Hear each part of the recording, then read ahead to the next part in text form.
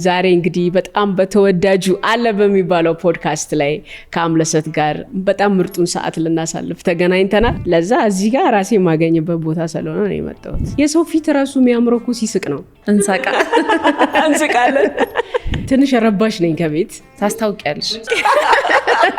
እዚህ ጋር አፍንጫዋ ጎራዳ ነው ምናምን ካለኝ ይሄ የኔ ስራ አይደለም፣ ለሱ ነው አስተያየት እየሰጠ ያለው። እኔ እንደተመለከትኩት ተመልከቱ ማለት ነው ሮንግ ብዬ አስባለሁ። ጸባይዋ በምት ይስተካከላል፣ ዋናው መልኳ ነው ምናምን።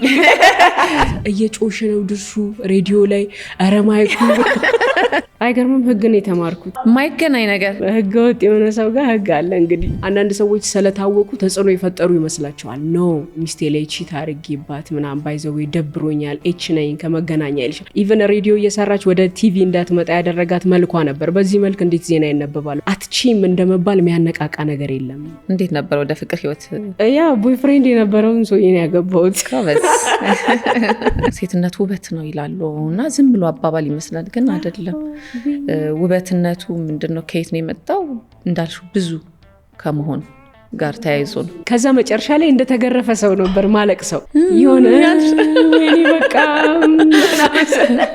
እንደ ወደ ትዳር ህይወት ውስጥ ስትገቢ በመጀመሪያ የከበደሽ ነገር ምንድን ነው? ከሆነ ሰው ጋር የሆነ ክፍል ውስጥ አብረሽ ስትኖሪ ያንን አይመጣውም። አንድ ጓደኛዬ እንደውም ጠግቤ እኮ በልቼ አላውቅም ምናምን ብላኝ ታውቃለች። ይሄ ድስት ይዘሽ ወንድሞችሽ ፊት ምናምን እያንፈረፈርሽ የምትበዩ ኑሮ እየቀለለ አይሄድም። እኛ እየጠነከርን ነው የምንሄደው። አንተና እኮ አገባ ሲል ይበለው ክፉ ሰው ነበር ምናምን ይበላል። ትዳር በራሱ በእግዚአብሔር ፊት የሚቀመጥ ቅዱስ ሚስጥር ነው። ክብር የሚሰጠው ቦታ ላይ ክብር እየሰጠን የትዳር ቤት ውስጥ ያለኝ ነገርም በየቀኑ አዳዲስ ችግር አለ፣ በየቀኑ አዳዲስ መፈታበት መንገድ አለ። ሰዎችን በጣም መውደድ እንጂ እምነቱ ብዙ ከወደድሽው አትጎጂም። መውደድ ፍቅር ነው፣ መስጠት ነው። ካመንሽው ግን መቀበል ሊኖረው ነው። ፍቅር ደግሞ ምሰጪው እንጂ የምትቀበዩ ነገር አይደለም። እውነት ለመናገር የቴዲ በጣም አድናቂ ነኝ። አንቺም እንደኔ ነሽ?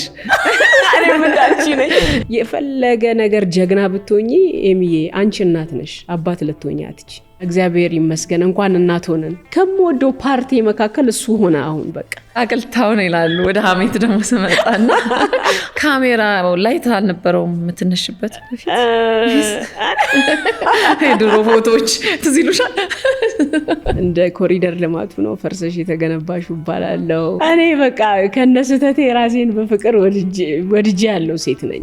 ድርሹ ዳና ነኝ ከአምለሰት ጋር አርብ ምሽት በአምለሰት ሙጬ ዩቲዩብ ቻናል እንገናኝ።